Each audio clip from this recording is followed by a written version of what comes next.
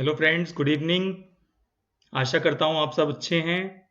आज हम डिस्कस करेंगे कि हम टैक्स कैसे बचा सकते हैं यदि हम ओल्ड टैक्स रिजिम लें या नई टैक्स रिजिम लें।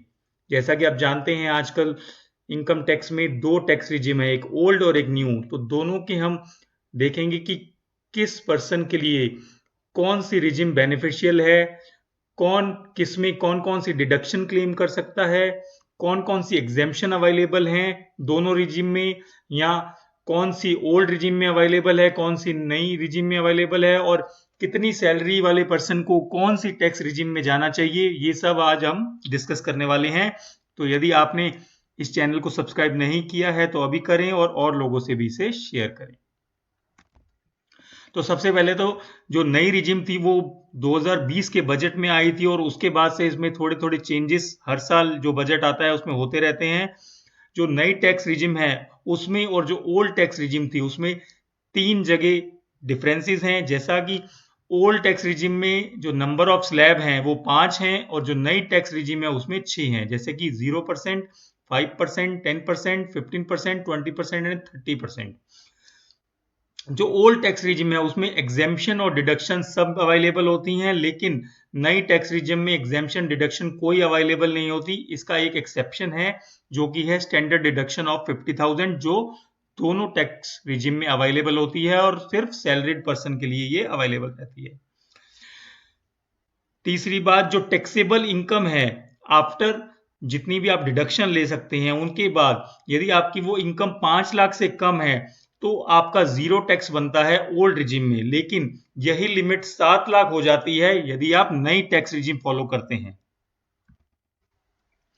अब कुछ एग्जाम्पल देखते हैं जो एग्जेम्पशन और डिडक्शन जो भी पर्सन ओल्ड टैक्स रिजिम में जाएगा वो क्लेम कर सकता है, जैसे house rent allowance, leave travel allowance, mobile internet reimbursement, food coupons, company leased car, standard deduction, uniform allowance, leave encashment. और डिडक्शन में public provident fund, ELSS, EPF, life insurance premium, principal and interest component of home loan, children tuition fee, health insurance premium, investment in NPS, tuition fee for children, saving account interest, 5 years fix deposit etcetera. बहुत सारी ऐसी deduction और exemption है जो आप claim कर सकते हैं। ये मैंने यहाँ पर जनरल डिडक्शन दी है जो मोस्टली लोग क्लेम करते हैं। अब हम टैक्स रेट देखते हैं जो ओल्ड एंड न्यू रिजिम में। तो सबसे पहले तो ओल्ड टैक्स रिजिम में 4 स्लैब हैं। 0 से 2.5 लाख में 0% टैक्स, 2.5 लाख से 5 लाख में 5% टैक्स रेट, 5 लाख से 10 लाख में 20% का टैक्स रेट, और 10 लाख से अबव 30% टैक्स रेट।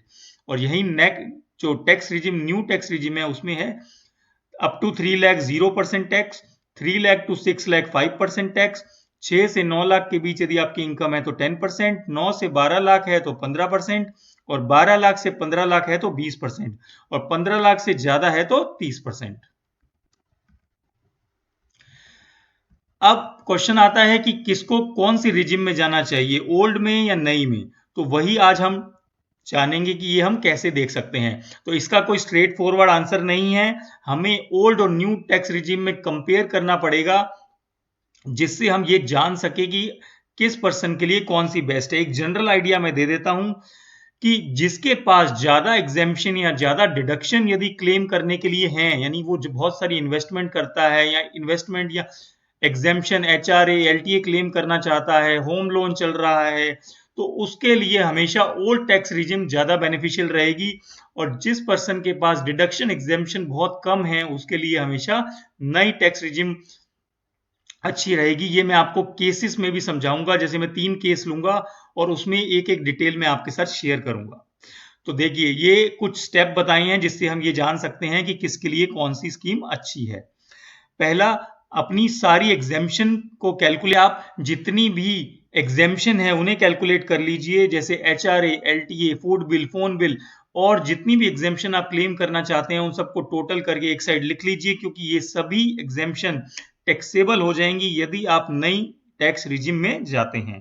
दूसरा, स्टैंडर्ड डिडक्शन आपको ओल्ड और नई स्कीम दोनों में मिलेगी जैसा मैंने बताया।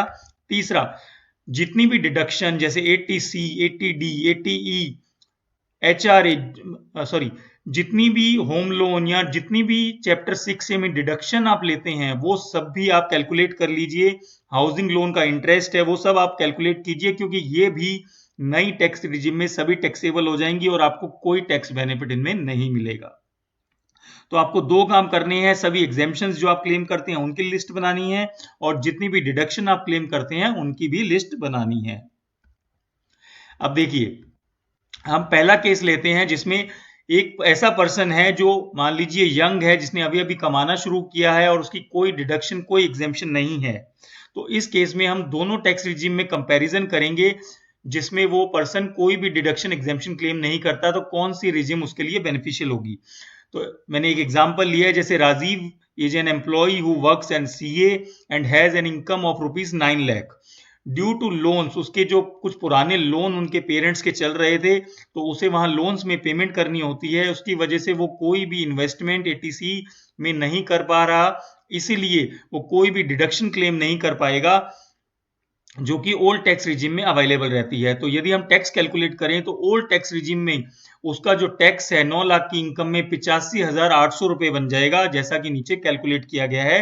2.5 लाख रुपए तक जीरो टैक्स, 2.5 लाख से 5 लाख 5% यानी 12,500, 5 लाख से 10 लाख यानी 3.5 लाख पर 70,000 20% के हिसाब से, और 10 लाख से ऊपर कुछ है ही नहीं तो जीरो। तो टोटल यदि हम टैक्स कर लें और उसमें 4% सेस ऐड कर दें तो टोटल टैक्स बन जाता है 85,800 रुपए, यदि वो ओल्ड टैक्स रिजिम में जाता है।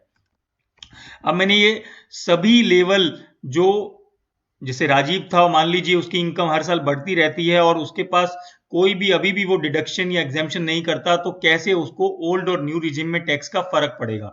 तो मान लीजिए जैसे हमने इस एग्जांपल में दिखाया है, 9 लाख की यदि इनकम है तो ओल्ड रिजिम में उसको 85,800 रुपए का टैक्स देना है और न्यू रिजिम में 41,600, यानी यदि वो न्यू रिजिम में जाता है तो उसको 44,200 का बेनिफिट मिलता है।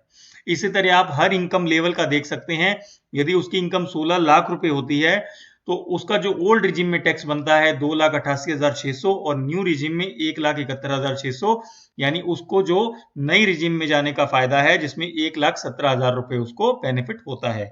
जैसा कि मैंने पहले बताया था कि जिस पर्सन को कोई भी डिडक्शन एग्जेम्पशन क्लेम नहीं करनी तो उसके लिए हमेशा नई रिजिम बेनिफिशियल रहेगी। तो आप साइड में देख सकते हैं मैंने लिखा हुआ है कि टैक्स आउटगो ऑन 8.5 लाख रुपए इनकम विल बी 85,800। 8.5 लाख रुपए इसलिए क्योंकि 50,000 का स्टैंडर्ड डिडक्शन तो दोनों रिजिम में अवेलेबल है, तो 8.5 लाख रुपए पे उसका जो टैक्स आउटगो नई रिजिम में 44,200 होगा, जो कि उसको इनकम हो जाएगी। अब दूसरा केस देखते हैं जहां पर जो टैक्स पेयर है, यानी राजीव का केस हम लेते हैं, वो सिर्फ 80C और 80D जो 1.5 लाख और 25 या 50,000 रुपए की 80D मेडिकल की डिडक्शन क्लेम करना चाहता है, तब कौन सी रिजिम बेनिफिशियल है। तो मैंने यहाँ एग्जांपल लिया है कि 2 लाख रुपए की एग्जेम्पशन और 50,000 रुपए की स्टैंडर्ड डिडक्शन वो क्लेम करेगा, यानी टोटल 2.5 लाख रुपए। तो अब देखिए सिनेरियो समझिए, यदि उसकी 6 लाख रुपए की इनकम है तो दोनों ही रिजिम में टैक्स जीरो है, 7 लाख रुपए की इनकम है तब भी दोनों रिजिम में टैक्स जीरो है, 8 लाख रुपए की यदि इनकम है तो ओल्ड रिजिम में उसका टैक्स बनता है 23,400 और न्यू रिजिम में 31,200। तो जो नई स्कीम है उसमें उसको लॉस होगा, क्योंकि यहां पर वो 2.5 लाख रुपए की डिडक्शन क्लेम कर रहा है। तो जैसा कि मैंने बताया था, यदि कोई पर्सन डिडक्शन या एग्जेम्पशन क्लेम करता है तो उसको देखना पड़ेगा कि कौन सी रिजिम उसके लिए बेनिफिशियल है। तो यहां आप देख सकते हैं कि उसको ओल्ड रिजिम में फायदा हो रहा है 7,800 रुपए का, लेकिन जैसे ही उसकी इनकम 1 लाख रुपए और बढ़ती है तो उसका टैक्स जो बनता है 9 लाख रुपए की इनकम पे 44,200 रुपए ओल्ड रिजिम में बनता है और नई रिजिम में 41,600, यानी उसको नई रिजिम में जाने का फायदा है 2,600 रुपए का। और इस प्रकार जैसे जैसे आप इनकम लेवल बढ़ाते हैं, यहां पर आपको हमेशा न्यू टैक्स रिजिम का बेनिफिट है, क्योंकि वो सिर्फ 2.5 लाख रुपए की डिडक्शन क्लेम कर रहे हैं। तो जितनी डिडक्शन की अमाउंट कम होगी आपको न्यू रिजिम में जाने का बेनिफिट होगा, और अर्लियर सिनेरियो यानी 7 8 9 लाख रुपए तक आपको ओल्ड रिजिम में बेनिफिट हो सकता है यदि आपकी डिडक्शन की अमाउंट 2 2.5 लाख रुपए है, जैसा कि हम पहले केस यानी 8 लाख रुपए में देख सकते हैं कि उसको ओल्ड में फायदा है, लेकिन जैसे ही इनकम 9 लाख हुई और उनको न्यू रिजिम में फायदा होगा। अब आगे तीसरा केस देखते हैं, जब जो टैक्स पेयर है उसके पास बहुत सारी डिडक्शन, उसने होम लोन लिया हुआ है, एनपीएस में भी इन्वेस्ट करता है, एटीसी 1.5 लाख रुपए लेता है, मेडिकल अपने पेरेंट्स का पे करता है, अपना पे करता है, और बहुत सारे उसने लोन ले रखे हैं जिनकी डिडक्शन इनकम टैक्स में अवेलेबल है, तो देखिए उसको कौन सी रिजिम में फायदा होगा। तो देखिए यदि उसकी इनकम 8 लाख रुपए है तो उसको ओल्ड रिजिम में 0 टैक्स लगेगा और न्यू रिजिम में 31,200, क्योंकि न्यू रिजिम में कोई भी डिडक्शन अवेलेबल नहीं होती, इसलिए उसको लॉस हो जाएगा यदि वो नई रिजिम में जाता है 31,200 का। यदि उसकी इनकम 9 लाख हो तो तब भी उसको ओल्ड रिजिम में 0 टैक्स लगेगा और नई रिजिम में 41,600। 10 लाख रुपए इनकम पे भी उसको ओल्ड रिजिम में फायदा है, 11 लाख में भी उसको ओल्ड में फायदा है। आप यहां देख सकते हैं कि 16 लाख रुपए की इनकम तक उसे हमेशा ओल्ड रिजिम में ही फायदा है, क्योंकि वो बहुत सारी डिडक्शन क्लेम कर रहा है, जैसे कि 1.5 लाख रुपए एटीसी में, एटीसी सीडी 1B यानी एनपीएस में 50,000, standard deduction 50,000, interest on housing loan 2 lakh, insurance premium 25,000। तो जैसे जैसे आपका डिडक्शन का लेवल बढ़ता जाएगा आपको ओल्ड रिजीम बेनिफिशियल रहेगी, लेकिन एक इनकम के बाद, जैसे मान लीजिए 18 या 20 लाख रुपए की इनकम के बाद, हमेशा आपको जनरली न्यू रिजिम ही बेनिफिशियल रहेगी। लेकिन हमेशा कभी भी कोई रिजिम सिलेक्ट करने से पहले अपनी सारी डिडक्शन एग्जेम्पशन लिखकर ओल्ड और न्यू दोनों रिजिम में टैक्स कैलकुलेट करके जरूर देखिए कि किस में आपको बेनिफिट होने वाला है। तो आशा करता हूं आपको ये जो इन्फॉर्मेशन मैंने शेयर की पसंद आएगी और आप और लोगों से भी शेयर करेंगे। यदि आपको वीडियो अच्छा लगा तो इसे लाइक जरूर करें और लोगों से भी शेयर करें। और यदि आपने इस चैनल को सब्सक्राइब नहीं किया है तो अभी करें और साथ ही बेल आइकन को भी प्रेस करें, जिससे नए नए वीडियो आप तक तुरंत पहुंचे। Thank you so much.